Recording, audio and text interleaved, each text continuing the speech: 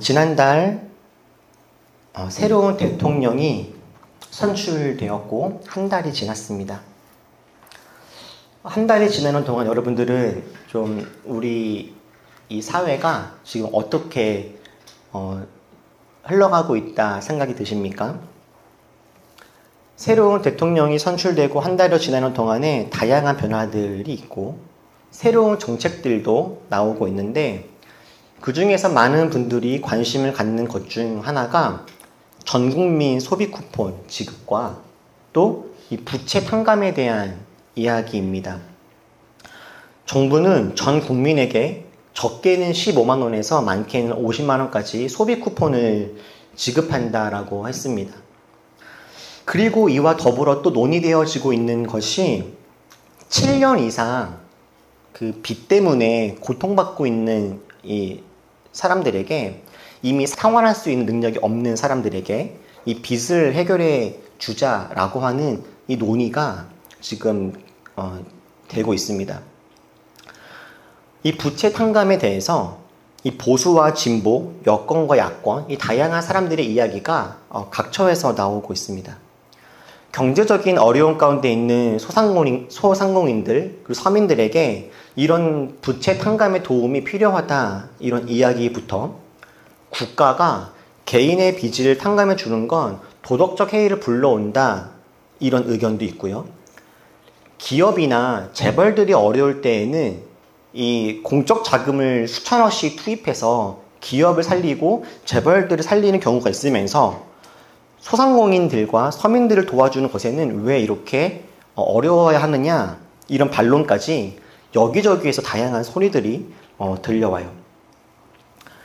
이 정책이 옳다 그르다 다양한 의견들이 있을 수 있지만 제가 저 내용들을 보면서 제가 주목하고 놀랐던 것은요, 이 부채 탕감이라고 하는 이 정책 자체보다도 이 정책을 설명하는 이유 중에 우리나라의 대통령 입에서 나온 이 놀라운 단어 때문입니다.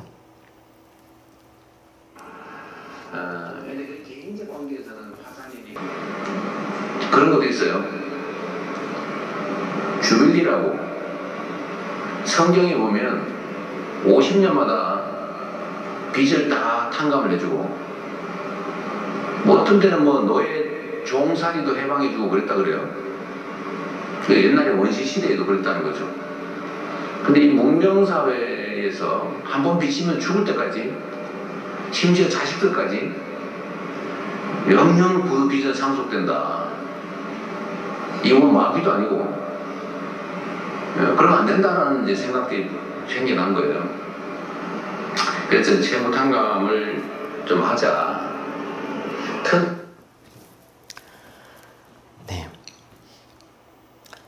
이재명 대통령은요, 7월 4일 날 충청 지역에서 이 타운홀 미팅을 가지면서 장기 채무로 고통받고 있는 서민들이 겪는 괴로움이 얼마나 큰가, 이런 이야기를 설명들을 하면서 7년 이상 된 이 빚은 탕감하는 것이 옳다. 이 과거 실수로 생긴 이 빚의 족쇄를 대물림하는 사회는 정의롭지 않다. 이런 주장을 하면서 이것의 근거를 성경을 가지고 와서 밝혔습니다. 주빌리라고 하는 걸 들어봤냐, 이런 이야기를 했죠. 성경에 보면 50년마다 빚을 다 탕감해주고 어떤 때는 노예 종살이도 해방해주고 그랬다고 합니다. 이런 이야기를 하더라고요. 나중에 제가 저 영상을 보고서 정말 깜짝 놀랐습니다. 여러분, 주빌리라고 들어보셨습니까? 주빌리는 한국말로는 희년이라고 번역되어진 단어입니다. 오늘 우리가 함께 읽었던 성경에 나와 있는 단어이죠. 이 주빌리는 히브리어로는 요벨이라고 하고 한국말로 희년이라고 하는데 50년마다 한 번씩 찾아오는 그 해를 말합니다.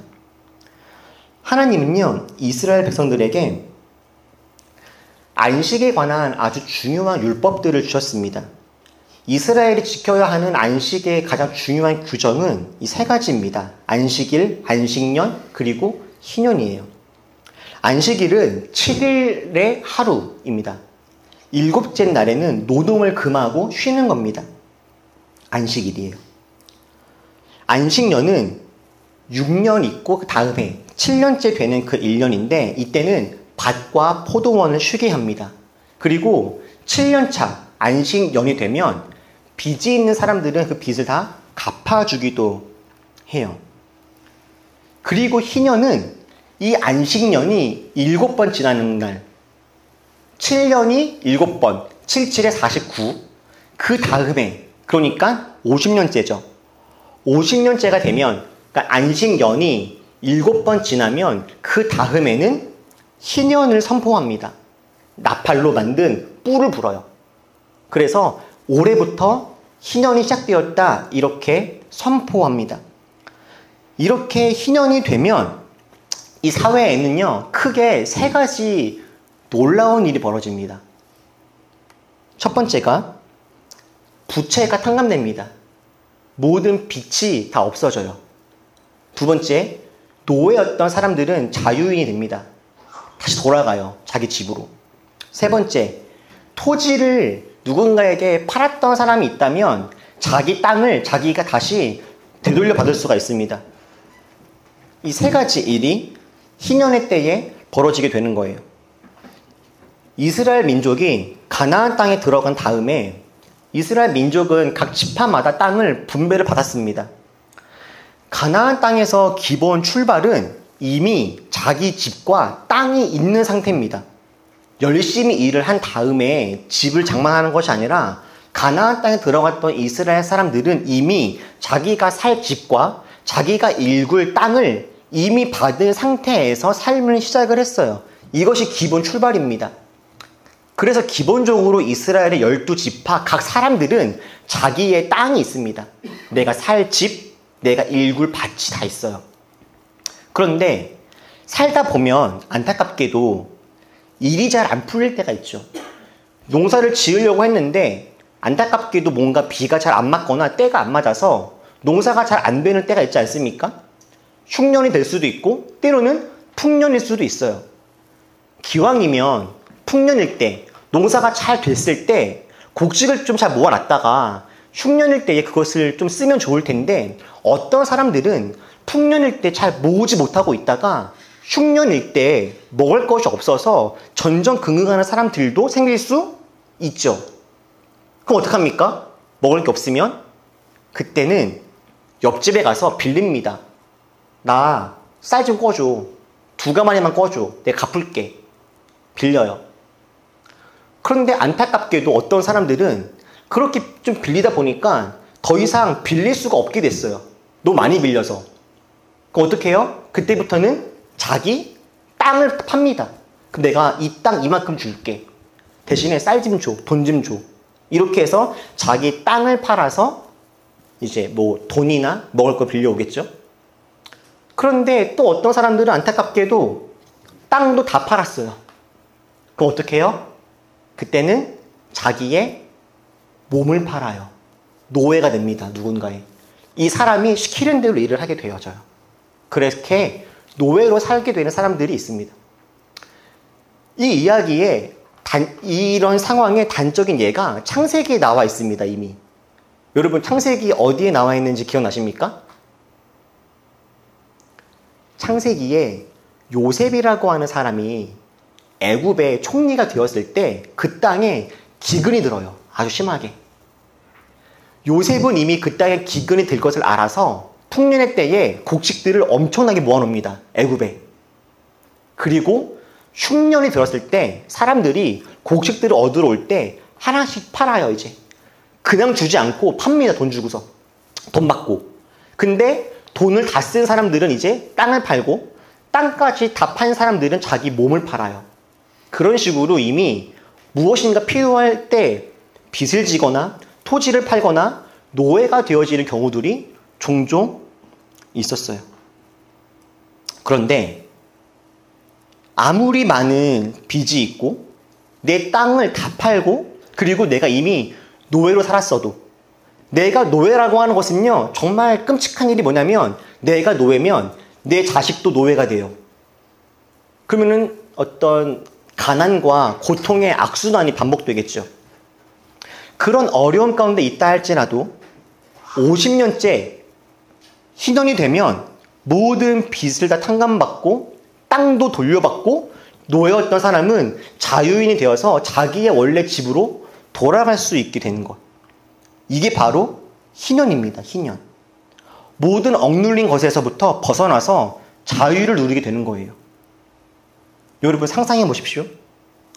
50년째가 되면 모든 내 빚과 토지를 다시 다 상환하고 자유하게 살 수 있어요. 내 땅, 내 집을 다 돌려받을 수 있습니다. 노예였던 사람은 이제 해방되어서 더 이상 노예가 아닙니다.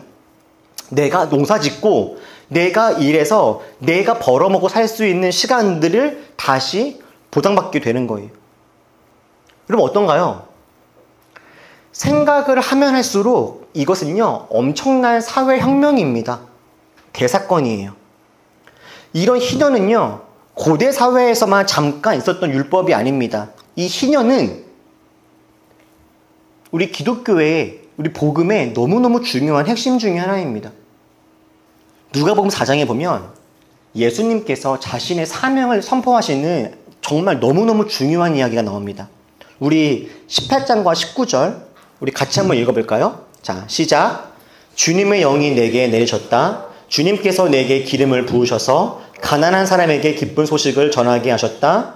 주님께서 나를 보내셔서 포로된 사람들에게 해방을 선포하고 눈먼 사람들에게 눈뜸을 선포하고 억눌린 사람들을 풀어주고 주님의 은혜의 해를 선포하게 하셨다. 이 말씀은 여러분들도 아마 여러 번 들어보았을 아주 중요한 말씀인데 여기서 이야기하는 저 주님의 은혜의 해, 저게 바로 희년입니다. 예수님이 이 땅에 오심은 희년을 선포한 사건이에요. 원래 희년이 되면 나팔로 뿔을 만들어서 뿔을 분다 그랬잖아요. 소리를 낸다고. 예수님이 이 땅에 오셔서 선포하신 저 말씀이 지금 이 땅에 희년이 시작되었다라고 하는 선포인 겁니다. 그래서 예수님이 이 땅에 오신 것은 이스라엘의 희년이 시작이 된 거였어요. 주님의 은혜의 해가 시작이 된 겁니다.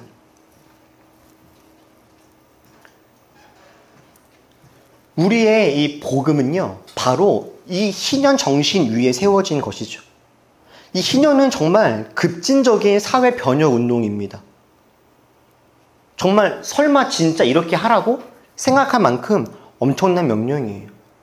여러분 사실요, 기독교의 성경이 이야기하는 말씀들을 찬찬히 잘 따져보면 이 기독교는 참 엄청난 이야기들을 많이 합니다. 우리 몇 가지 말씀만 좀 볼까요? 우리 좀 같이 읽어보죠. 17절입니다. 시작. 너희는 서로 이웃에게서 부당하게 이익을 남기려고 해서는 안 된다. 너희는 하나님 두려운 줄 알아야 한다. 나는 주 너희 하나님이다. 이웃에게서 부당하게 이익을 남기는 사람들에게는 무슨 말을 하냐면 하나님 두려운 줄 알라고 합니다. 나는요 하나님한테 잘못한 게 아니에요. 나는 이웃에게만 조금 내 이익을 챙기려고 했을 것 뿐입니다. 그런데 이웃에게서 이익을 조금 챙기려고 했던 사람에게 너 하나님 무서운 줄 알아야 돼? 이렇게 이야기하죠. 너희 동족 가운데서 아주 가난해서 도저히 자기 힘으로 살 수 없는 사람이 있다면 너희는 그들을 돌보아 주어야 안 됩니다. 우리 주위에 누군가가 정말로 먹고 살기 힘들고 어려운 사람이 있다면 그를 외면해서는 절대로 안 된다는 거죠. 너는 설령 그를 고도에게 부려서도 안 된다라고 해요. 누군가가 노예가 될 수도 있습니다. 힘이 들 수도 있어요. 그러나 그럼에도 불구하고 고도에게 부리지 말아라. 왜요? 하나님 두려운 줄 알아야 하기 때문이에요. 나는 그냥 저 사람을 부린 건데 하나님은 저 사람 내가 부린 것을 마치 하나님한테 했던 것처럼 보신다는 거예요. 거기다가 아주 불편한 말씀이 또 있어요. 마지막입니다. 같이 읽어보죠. 시작. 당신들 가운데 가난한 사람이 없게 하십시오. 그러면 주 당신의 하나님이 당신들에게 유산으로 주어 차지하게 하시는 땅에서 당신들이 참으로 복을 받을 것입니다. 여러분, 가난한 사람이 없게 하랍니다. 이 말씀들이 사회적으로 이루어진다라고 상상을 해보십시오. 그 땅이, 그 사회가, 그 나라가 어떻게 되겠습니까? 이 모든 말씀은 다 희년이라고 하는 하나님의 엄청난 비전과 주님의 꿈 위에 이루어지는 말씀들입니다. 여러분, 희년은요, 실패한 사람들에게 다시 기회가 부여되는 것입니다. 가난한 사람들이 끝도 없이 가난해지지 않고 구원을 받아야 한다는 것을 말씀하시는 거예요. 우리가 살면서 어떤 실패를 경험한다 하더라도 다시 일어날 수 있는 그 믿음을 가지라고 말씀하시는 겁니다. 그리고 우리 주위에 누군가가 실패한 사람이 있다면 그를 돌아보고 그도 다시 일어날 수 있도록 손을 내밀어 주라고 하는 것이 하나님께서 우리에게 말씀하시는 희년의 정신이고 주님의 뜻이며 이 땅에 만들고 싶어 하시는 하나님 나라의 모습입니다. 여러분, 저 희년이요, 그냥 옛날에 잠깐 있었던 아주 옛날 율법 중에 하나가 아닙니다. 저 희년은요, 성경 곳곳에 깊이 새겨져 있는 하나님께서 이 땅을 바라보시는 주님의 아주 기본적인 마음이에요. 이런 희년이 지금 이 시대에 우리들에게 일어난다면 여러분, 어떤 일이 벌어질까요? 50년마다 빚이 탕감된다. 땅이 재분배가 되어진다. 사실 원래 율법대로 따지면 빚은 50년마다가 아니라 7년마다 한 번씩 사라집니다. 여러분, 어떻게 될까요? 7년마다 50년마다 빚이 탕감되고 땅을 되돌려 받는다. 이러면 그 해에만 50년째에만 기쁜 일이 있는 것이 아닙니다. 49년째, 48년째, 47년째가 되면 점점 더 마음에 소망이 생기죠. 내가 지금은 노예이고 빚쟁이인데 3년만 지나면, 2년만 지나면, 이제 1년만 지나면 내 땅 찾는다. 나와 내 자식들이 더 이상 노예가 아니고 이제는 자유인 된다. 이런 소망과 기대를 갖게 되겠죠. 그리고 이렇게 되면 어떤 일이 벌어질까요? 그 사회에 최소한 돈 때문에 사람이 죽지 않습니다. 돈 때문에 사람이 자기 목숨을 끊는 일은 더 이상 일어나지 않을 거예요. 왜요? 1년만 참으면, 5년만 참으면, 10년만 참으면 어쨌든 다시 내 땅과 내 집은 회복이 될 거니까. 나는 나이가 있어서 어차피 내 살아가는 동안에는 잘 힘들 수 있을지 모르지만 20년만 지나면 나는 어려울 수 있어도 내 자식은, 내 이웃들은 잘 살 수 있을 거야 라고 하는 그 소망이 있으니까, 그 희망이 있으면 사람은 죽지 않습니다. 새로운 기회가 온다는 것을 알면 사람은 기쁨으로 버틸 수 있어요. 정말로 이 희년이 온다면 또 어떤 일이 벌어지겠습니까? 무리하게 돈을 모으고 부를 축적하는 일들은 아마 줄어들 겁니다. 내가 저 땅을 아무리 많이 차지해도 50년 지나면 돌려줘야 돼요. 굳이 저 땅을 내가 다 많이 차지할 필요가 없죠. 노예가 아무리 많아도 3년 지나면 다 돌려보내야 돼. 그러면 지금 내가 애를 써서 그렇게 돈을 모으려고 아등바등 할 필요가 없을 겁니다. 차라리 이걸 가지고 오늘 즐기고 누리겠죠. 여러분들은 여러분의 삶 속에 이런 희년이 온다면 여러분들은 어떠실 것 같으십니까? 오늘 점심 식사를 하고 나서 대화를 이렇게 하다가 복권 이야기가 좀 나왔어요. 그러면서 그런 이야기를 했죠. 복권 당첨돼도 빚 갚고 나면은 남은 거 없다. 그죠? 집 사느냐고 돈 쓰고 학자금 갚고 하면 복권 뭐 당첨돼도 남는 거 얼마 없다. 뭐 이런 이야기 하게 됐죠. 희년이 와서 여러분들 모두 학자금 대출, 여러분 아파트 전세값, 뭐 대출 받은 거 이거 다 탕감된다고 합니다. 그럼 어떨 것 같으세요? 좋죠? 신나고 좋죠? 희년이라고 하는 소식이 이스라엘 사람들에게 들려졌을 때 모든 사람이 다 기뻐하지 않았습니다. 이 이야기는요, 희년의 이야기는 이스라엘 사람들이 가나안 땅에 들어가기 전에 선포된 거예요. 그 전에 이야기한 겁니다. 아직 가나안 땅에 들어가지 않았고 아직 내 땅이 없을 때 이야기한 거예요. 그때에는 희년에 대해서 누구도 뭐라고 하지 않았습니다. 나중에 가나안 땅 들어가서 너희 땅이 생기거든. 그리고 나서 50년 지났을 때 누군가가 빚을 지거나 노예가 된다면, 너희가 혹시 잘 돼서 너가 누군가를 소유하게 된다면 그때는 50년 지나면 풀어주라 라고 했을 때 이스라엘 사람들이 다 크게 아멘 했습니다. 아멘. 그렇게 하겠습니다. 가나안 땅 들어가서 내 땅이 생기고 내가 혹시라도 잘 돼서 다른 사람 땅까지 차지하게 된다고 한다면 50년 뒤에는 내가 그 땅 돌려주겠습니다. 기꺼이. 라고 이스라엘 사람들은 모두가 다 그렇게 동의했어요. 그런데 실제로 50년이 지난 그때 희년의 이 소식이요, 모두에게 다 기쁘지 않았습니다. 그러면 누구에게 이 소식이 기쁜 소식이었을까요? 빚이 있는 사람들, 노예인 사람들, 땅 뺏긴 사람들, 실패한 사람들, 가난한 사람들, 좌절한 사람들, 이들에게는 이것이 복음입니다. 기쁜 소식이에요. 반대로 누구에게는 이 소식이 부담일까요? 이미 가진 사람들, 노예가 많은 사람들, 땅이 넓은 사람들, 이들에게는 이 이야기가 부담입니다. 저희가 다 같이 복권 사러 가요. 가기 직전에 이야기합니다. 우리 중에 누구라도 한 명이라도 복권 되면 이거 엠빵 하는 거야. 여러분 그렇게 하실래요? 안 하실래요? 우리 중에 누구라도 한 명 되면 그 사람은 엠빵 하는 겁니다. 이제 n분의 1 하는 거예요 라고 한다면 하실 분 있겠죠? 내가 안 돼도 저 사람이 되면 좋은 거니까 확률은 올라가잖아요. 그런데 그렇습니까 진짜? 진짜 복권 당첨되면 나누고 싶어져요? 그때 되면 우리 마음이 조금 달라지겠죠.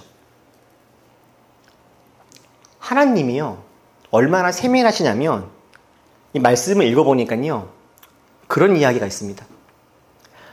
여러분들이 여유가 있어요. 그래서 돈이 좀 있어. 여유도 있고.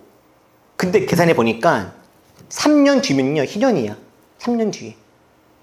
근데 옆집에 있는 사람이 오늘도 또 돈 빌리러 옵니다. 나한테. 또 한두 번도 아니고 몇 년째인데 돈을 또 빌리러 와요. 근데 액수가 적지 않습니다. 좀 많이 빌릴래요. 근데 가만히 보니까 이거는 3년 동안 못 받을 돈이야. 그리고 3년 지나면 뭐예요? 희년이잖아요. 그럼 어떻게 되어져요? 빚이 다 없어지죠. 그러면 희년이 가까이 오면 올수록 누군가에게 돈 빌려주는 것이 쉬워져요? 어려워져요? 당연히 어려워지죠. 율법에는 나와 있기를 돈을 빌려서 희년까지 남아있는 기간을 생각해서 이자나 돈을 받으라고 나오거든요. 그런데 희년이 가까이 오면 올수록 사람들이 아주 많은 이자를 받거나 아니면 아예 돈을 안 빌려주고 싶을 수도 있잖아요. 하나님이 이거를 아셨어요. 그래서 이렇게 말씀하십니다. 당신들은 삼가서 마음에 악한 생각을 품지 마십시오. 빚을 면제해 주는 해인 7째의 해가 가까이 왔다고 해서 인색한 마음으로 가난한 동족을 냉대하며 아무것도 꾸어두지 않아서는 안 됩니다. 이미 하나님이 아신 거죠. 안식년이 다가올수록 사람들은 돈 빌려주지 않을 거야.